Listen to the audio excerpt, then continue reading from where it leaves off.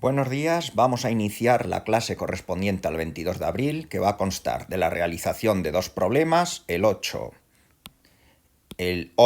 y el 9, y os voy a dar al final de la clase un comentario sobre las instrucciones de la EBAU de física adaptada a la situación del COVID, ¿vale? Empezamos con el 8. El 8 me dice, una espira circular de radio 20 centímetros, circular, radio 20 centímetros que habrá que pasarlo a metros, está colocada dentro de un campo magnético variable con el tiempo. Campo magnético variable con el tiempo, de acuerdo con esta expresión. 10 elevado a 2 por el seno de 100 pi t más pi medios. Esto me está recordando a las ondas electromagnéticas. Y recuerdo que esto era la fase inicial y lo que había antes del tiempo era lo que se llamaba la frecuencia angular, es decir, W. Vale. Y sabemos que está esto relacionado con la frecuencia de esta manera. 2πf o 2pi por el periodo. Donde B se expresa en Tesla y t en segundos. El plano de la espira es perpendicular a las líneas de campo magnético, la trampa de siempre. Esto es un problema de EBAU reciente y de nuestra Tierra. Se pide determinar el flujo magnético a través de la espira en el instante t igual a 0. ¿Cuánto tiempo tarda en repetirse el mismo valor del flujo? Es decir, me están preguntando implícitamente por el periodo. Determinar la fuerza electromotriz inducida para estos dos valores de tiempo. Y me comentan, la espira es conductora. ¿Qué sentido tendrá la corriente inducida para t igual a 0,05 segundos? Explicarlo, es decir, ya que lo explicamos, pues nosotros ya sabemos cuando se acerca o se aleja un imán, aplicar la regla de la mano derecha y decir, la corriente va en sentido horario o antihorario. Aquí tenemos que hacer básicamente lo mismo, pero teniendo en cuenta de que ahora nos acercan imanes, simplemente que varía el campo magnético. Ahora lo vemos, ¿de acuerdo? Bueno, pues vamos a ello. Bien, primero, una espira circular de radio R, el campo magnético es variable, por eso lo he dibujado con discontinuas, y este es el vector de superficie. Me dicen que el campo magnético es perpendicular al plano de la superficie, por consiguiente es paralelo al vector de superficie. La espira circular tiene una superficie de pi r2. El radio lo he transformado en metros, y esta es la expresión del campo magnético.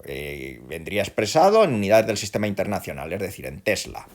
Bien, ¿qué me están pidiendo en primer lugar? Pues que determine el flujo magnético a través de la espira en el instante t igual a 0. Y me preguntan también por el periodo. Vale, pues empezamos.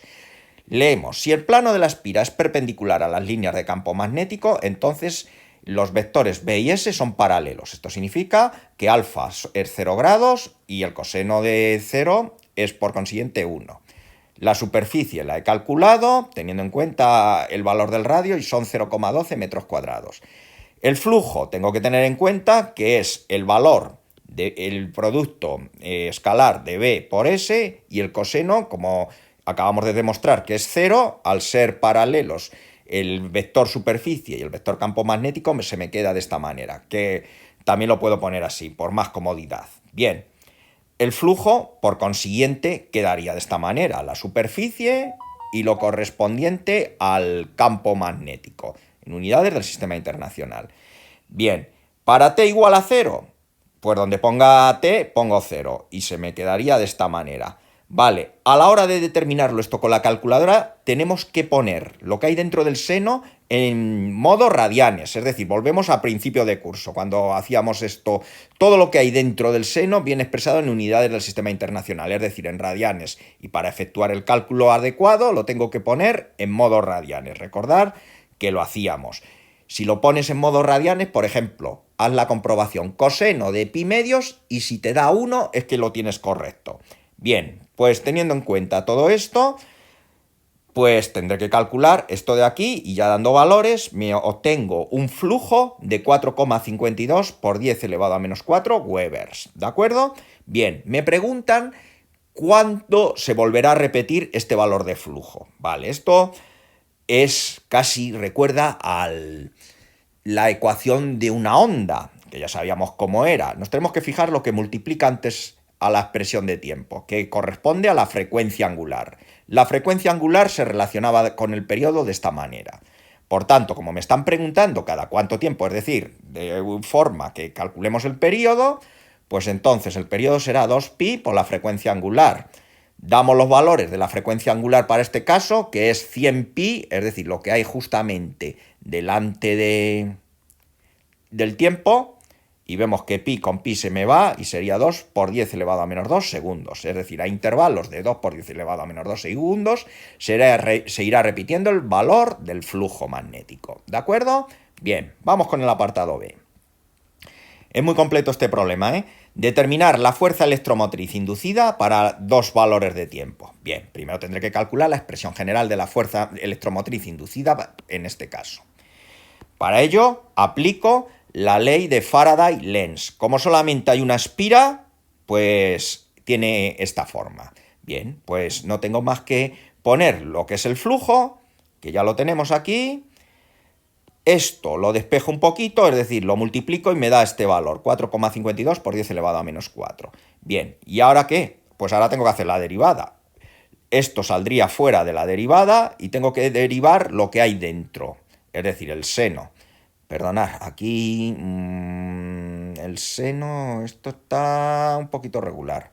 Vale, pues entonces esto sería el seno de 100 pi t más pi medios. ¿De acuerdo? Vale, pues de eso tengo que hacer la derivada. La derivada, ¿cómo se hace en estos casos? Pues la derivada de lo que hay dentro, en función del tiempo, sería 100 pi. Y esto sale fuera. Y la derivada de la función trigonométrica es el coseno, ¿de acuerdo? Entonces quedaría la forma de esta manera.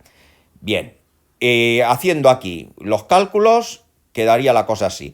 Menos 0,142 por el coseno de 100 pi t más pi medios. Muy bien. Como lo tengo que aplicar para dos valores de tiempo, lo aplicamos para el primero. Donde ponga tiempo, pongo este valor. Y cuidado, que esto hay que utilizarlo en modo radianes, lo vuelvo a avisar. Y me da un valor de 0,142 voltios para este tiempo. ¿De acuerdo? Un valor positivo, Ahora para lo que viene en el apartado C hay que tener en cuenta. La fuerza electromotriz aquí es positiva. Muy bien. Y para el valor de t igual a 0,010 segundos hacemos lo mismo. En la expresión esta que es general, sustituimos el valor del tiempo y mira qué curioso, me da 0 voltios. ¿De acuerdo? De esa manera, el apartado B, aplicando la ley de Faraday-Lenz, quedaría solucionado. Vamos con el apartado C. Me dicen, la espira es conductora, eso quiere decir que va a tener una circulación de corriente. ¿Qué sentido tendrá la corriente inducida para t igual a 0,05 segundos? Vale. A ver, recordemos que para t igual a 0,005 segundos tiene este valor y es positivo, eso es importante y determinante. Aquí os lo pongo con todo detalle. Primero, dos consideraciones.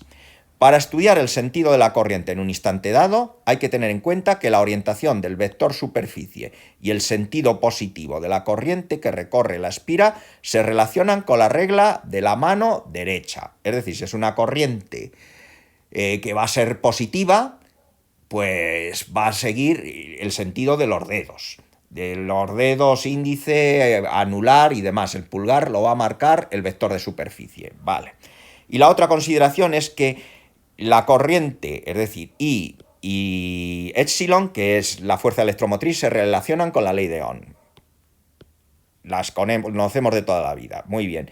Como no nos dicen el valor de R, podemos decir que I, que la corriente será positiva si es positivo. Exactamente, si no me dicen nada el valor de R, pues me fijo simplemente en la proporcionalidad entre I y epsilon. Como epsilon es positivo, igual a 0,05 segundos, pues entonces puedo decir que debido a esto, que es directamente proporcional, I es positivo. Y entonces, ¿cuál será su sentido? Nos fijamos. El vector superficie es este y a ese le va a corresponder en la regla de la mano derecha el pulgar. Y los dedos, si es positivo, van a indicar el sentido de la corriente. Es decir, va a ser un sentido, y aquí no me he equivocado porque lo he mirado bien, antihorario. ¿De acuerdo? Bien, no me piden esto. Pero ¿y si fuera epsilon negativo? Si en vez de dar, por ejemplo, 0,142 hubiera dado epsilon igual a menos 0,142 voltios. ¿Cómo lo hubiera hecho? Pues vale, pues aplicamos lo mismo. Esto sería el pulgar y iría en contra de la regla de la mano derecha, es decir, en el sentido horario. Es decir, sentido horario, ¿vale? Esto es importante. Recordar que una cosa es cuando el campo magnético varía de esta manera y otra cosa cuando se acercan imanes. La regla de la mano derecha se aplica en distinto modo. Cuando se acercan o alejan imanes lo hacíamos en función del campo magnético inducido, no del inductor. ¿De acuerdo? Bien, pues nos vamos ya al siguiente ejercicio. Dice, también está sacado una EVA, una bobina que tiene 300 espiras circulares de 2 centímetros de radio, ya sabemos que aquí va la trampa, gira en un campo magnético uniforme de 0,5 Tesla, es decir, está girando. ¿Cuál debería de ser su frecuencia, la frecuencia F, para inducir una fuerza electromotriz máxima de 12 voltios? ¿Vale? Pues venga, pues vamos a ello. Bien, es circular. Este va a ser el vector de superficie y el campo no me dice en qué posición está. Por tanto, lo voy a poner en una posición genérica. Alfa no lo voy a poner porque voy a recordar lo que veíamos el año pasado, así que le voy a llamar más bien teta. Bien, el planteamiento es este, hay 300 espiras, este es el campo magnético, R lo he pasado a metros, he calculado ya la superficie de la espira y da 1,25 por 10 elevado a menos 3 metros cuadrados y sabemos que el valor de la corriente es de 12 voltios. ¿De acuerdo? Bien, recordemos del año pasado. La frecuencia, la velocidad angular, también llamada frecuencia angular en este caso, está relacionado con el ángulo de esta manera, la distancia angular. Yo despejo la distancia angular y entonces sería la frecuencia angular por el tiempo, ¿vale? Bien, nos vamos a la fórmula del flujo. Aquí la tenemos, el número de espiras y el producto escalar de B por S, que sería NBS por el coseno de teta. Pero ya hemos visto que teta lo podemos poner en función de la frecuencia angular. Pues lo pongo, ¿de acuerdo? Y bien, y ahora a esta expresión del flujo le aplico la ley de Faraday-Lenz en la derivada del flujo con respecto al tiempo. Aquí ahora tengo que tener en cuenta el número de espiras. Pues ¿qué pasa? Esto es constante, esto es constante, esto es constante y lo que no es constante es la función trigonométrica, coseno de VT. Hago la derivada y hago primero la derivada de lo que hay dentro en función del tiempo es esto. Y ahora la derivada del coseno es el seno pero con el signo menos. Y entonces menos por menos se me quedaría aquí en más. ¿De acuerdo? Bien. ¿Cuándo será la fuerza electromotriz máxima? Pues cuando la función trigonométrica sea igual a 1. Esto también lo veíamos, los valores máximos cuando estudiábamos las ondas. En este caso en concreto, la fuerza electromotriz máxima corresponderá justamente a lo que hay delante de la expresión trigonométrica, es decir, esto de aquí. Muy bien. La E máxima lo conocemos, vale 12 voltios, me lo dan aquí, esto tengo que poner, tengo que poner E máxima. Muy bien. Pues entonces, ¿qué es lo que pasa? A mí me están pidiendo la frecuencia, pero yo conozco aquí de esta expresión la frecuencia angular. Pues muy bien. Como la frecuencia y la frecuencia angular se relacionan con esta fórmula, donde ponga W, pongo esto de aquí. Y ahora ya despejo lo que me están pidiendo, que es la frecuencia. De tal manera que la he despejado y ya le doy los valores y me sale una frecuencia de 20,37 hercios. ¿De acuerdo? Bien, es decir, son problemas que tampoco son difíciles. Lo único que hay que tener en cuenta, los múltiples detalles de todas las matemáticas que hemos aprendido y todo lo que hemos ido aprendiendo. Es decir, son problemas bastante completos y por eso les gusta. Hablemos de la EBAU. A ver, han llegado nuevas instrucciones. Ayer os dije que me parecían hasta ventajosas. Veámoslo juntos. El examen constará de los siguientes ítems. 4 problemas de tipología previamente indicada en la reunión de coordinación, es decir, los 4 problemas que ya sabíamos. Luego, 6 cuestiones de la tipología previamente indicada en la reunión de coordinación, ¿de acuerdo? Y 2 cuestiones experimentales. Estas propuestas se enumerarán consecutivamente. Los problemas van a ser el 1, el 2, el 3 y el 4. Las cuestiones 5, 6, 7, 8... 9 y 10. Y las cuestiones experimentales 11 y 12. ¿De acuerdo? Aquí tenemos 3 bloques. ¿Vale? Bien. ¿Y qué tenemos que hacer? Pues mirar, es muy ventajoso porque normalmente te daban 2 opciones y siempre tenías que escoger lo bueno y lo malo de las opciones. Pero ahora puedes escoger lo bueno, es decir, Tú te miras en los problemas. Ostras, yo solamente sé hacer el 1 y el 4, por poner un caso. Pues nada, escoges 2 y tú escoges los que sepas hacer. ¿De acuerdo? Tienes que escoger los que sepas hacer. No era como antes que venían en bloques. Dice, ostras, yo sé hacer el 1, pero el 2 no sé hacerlo.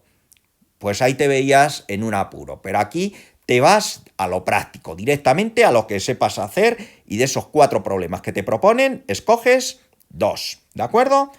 Te vas al bloque de cuestiones. ¿Y qué pasa? Están numeradas de 5 a 10. Es el mismo formato de examen que hacemos. 3 cuestiones, una cuestión experimental y 2 problemas. Pues, ¿qué ocurre? Pues aquí pasa lo mismo.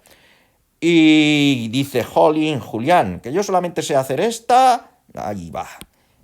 Esta y esta, por poner un ejemplo. Pues vale, pues las escoges. Es que las otras no sabes hacerlas, pues las ignoras. Tienes que escoger de este bloque 3. Y de las cuestiones experimentales te dan 2 a elegir. Julián, solamente sé hacer eso. Pues sin problema, escoges una. Es decir, que es un examen casi, podríamos decir, a la carta. ¿De acuerdo? Vale, pues entonces nos despedimos hasta mañana. Que paséis buen día.